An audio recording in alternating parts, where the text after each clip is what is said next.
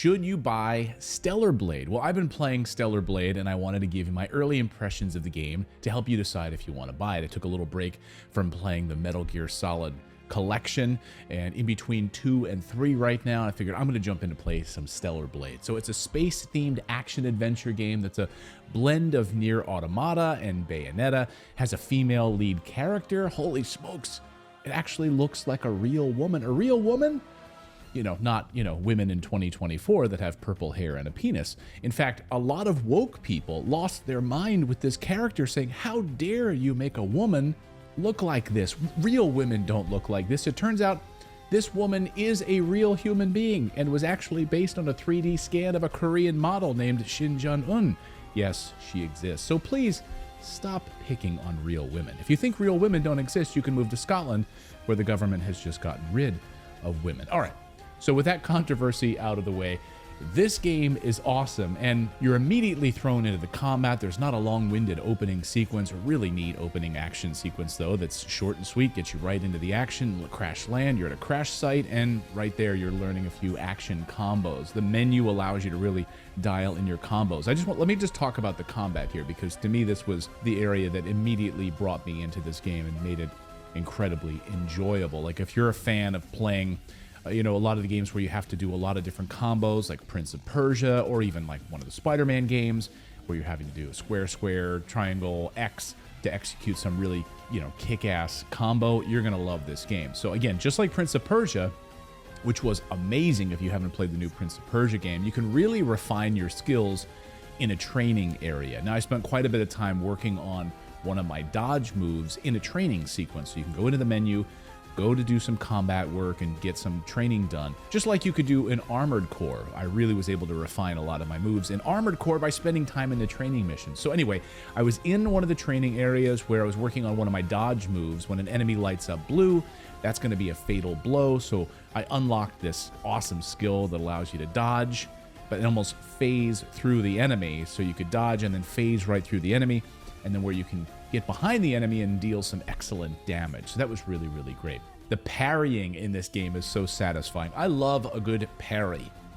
Never going to hear someone walking around saying that. I love a good parry. But it's true, I do. I love the feeling of putting up a good block, timed just perfectly, where you get the clang of the blade, and then you can, counterattack. It's so exciting. Just like in a Prince of Persia game, or Metroid Dread, or, that's incredibly hard, by the way. Metroid Dread parrying is almost impossible, but if you do it, it feels so good.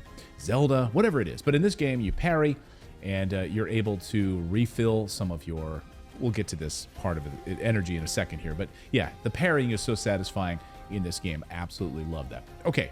Let's talk about some of the attack cues in this game. Like any good action game, there are a number of attack cues that you want to keep an eye out for. So let's go through a couple of these. The purple attack, though, if you're just playing the demo, it's only relevant during the extra boss challenge that you can unlock in the main demo section. So I'm not going to go too much into detail about that yet. Then there's the yellow cue. This is kind of common among a lot of different action games. If an enemy is going to go yellow, you can't, you're not going to be able to guard against this attack. All right, you got to move out of the way. The best thing to do is just dodge it, move totally out of the way, do some sort of a flip or slide move, because if you get hit with it, you're going to lose a lot of HP. And then the blue light, I already talked about this. This is like a fatal attack coming. Once you unlock the blink skill, it allows you to move forward and then hit the dodge button, the circle, and move out of the way and phase right through the enemy.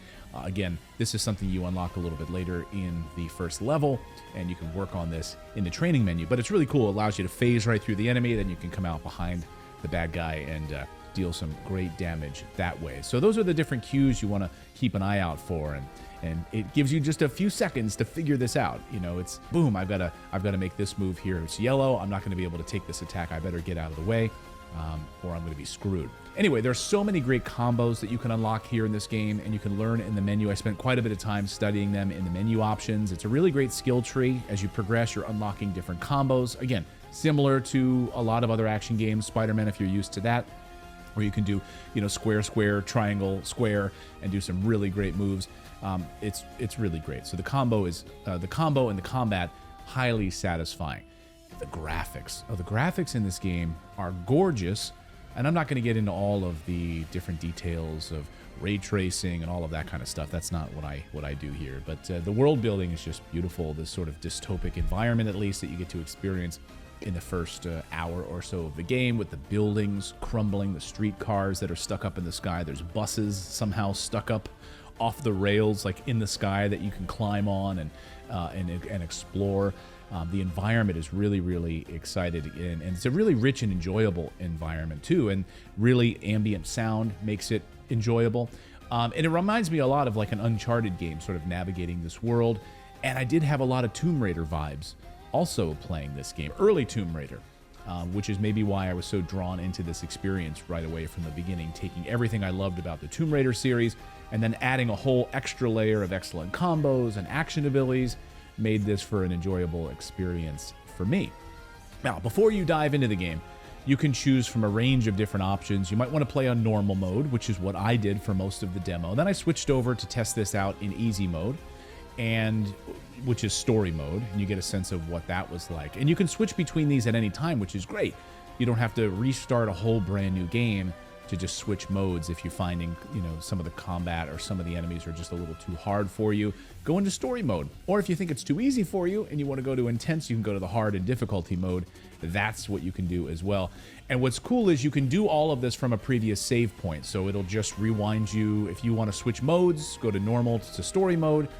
It'll just take you back to the most recent save point, and you have to start from there. So not bad if you find a save point and you want to switch modes, easy to do. If you want some more intense combat, of course, you can amp up the difficulty in the menu settings, and it allows you to do all of that. Another thing I loved in the menu, I was laughing out loud about this, you can tweak the length of the protagonist's ponytail.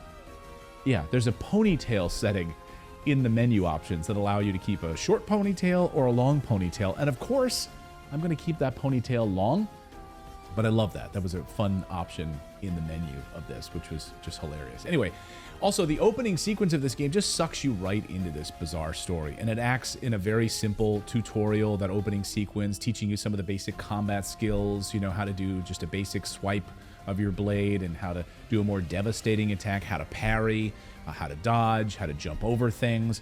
Very, very simple right out of the gate into this tutorial. It doesn't spend a lot of time taking you through all of those options and combos and taking you out of that experience after you crash land. You're right in the middle of the combat trying to explore this world. So just like any good action game, you're going to build up an energy meter that will allow you to do some more devastating attacks. In this game, it's called beta skills. So as you successfully parry, again, I love parrying. Did I mention that?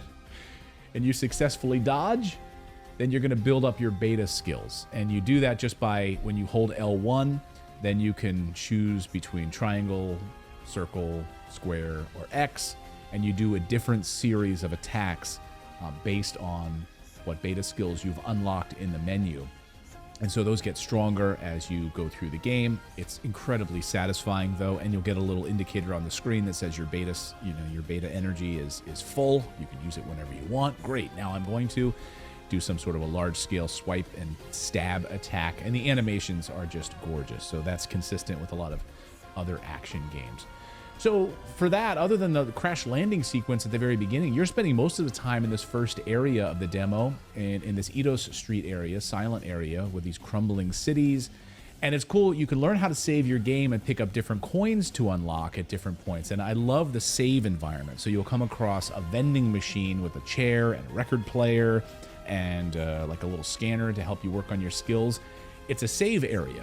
Think of it like Resident Evil finding the typewriter, right? That's what this is. But you've got a vending machine, put a coin in there, and you've unlocked this little campsite that you can sit down, take a load off, sit on a chair, and regenerate your health points and also save the game. You can also upgrade your skills in this environment. There's also a phone booth, which allows you to move between worlds that you've already unlocked, so you can fast travel. And it's really, really great. One thing I do love about this is the record player allows you to change some songs while you're sitting there. And I have to say, the music is fantastic. I kept flipping through the different song choices, and I was just hanging out. I actually just sat down, turned on a different song on the record player, and I just sat there. I was having some dinner in my game room, and I was just enjoying that and just listening to some bossa nova music for a while that was on in the backdrop of the game.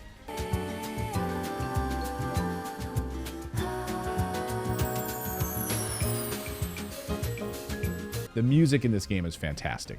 I love the bossa nova music that you can flip through. It's atmospheric and beautiful. And then when you're getting into certain fights with different enemies, it moves into more of an amped up techno sound, which is really great, and then kind of pulls back a little bit into more of a lo-fi, I guess more of like a lo-fi bossa nova.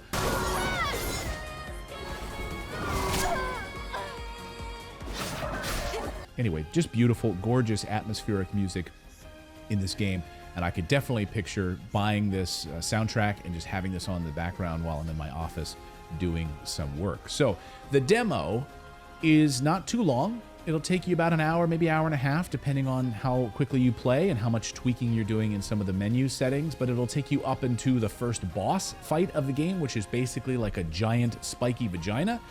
I'm sure Scotland will be upset about this. Nevertheless, once you beat the boss and you've completed the demo, then you also get access to this boss extra battle that you can unlock. What's cool is if you play the demo, you will unlock some additional skins and upgrades that will carry over to your final purchase of the game. I'm waiting for the physical copy of the game, and that will carry over. You get these additional skins and upgrades that you get for just playing the demo, which is really cool. So if you're thinking about playing the game and you're thinking about buying it, try the demo, play it for an hour, beat that first boss, and unlock some additional upgrades and things like that so that you can carry over to the final game. So do you like action? Do you like science fiction? Do you like combat? Do you like great music? Then this game is for you. It certainly is for me. I can't wait to buy the physical copy when it comes out, and I'm going to be playing this through the entire game. It's not a game that I will abandon, but I think this is a fantastic addition to 2024. So let me know if you plan to pick up Stellar Blade. Oh, a little side note here. The main character, the main protagonist, her name is Eve. And that happens to be the name of my 7-year-old little girl. So that's nice. That's a nice little addition. Eve is a great name. And it's the great name for a protagonist. It's a great name for a real woman. Anyway, let me know your thoughts on Stellar Blade.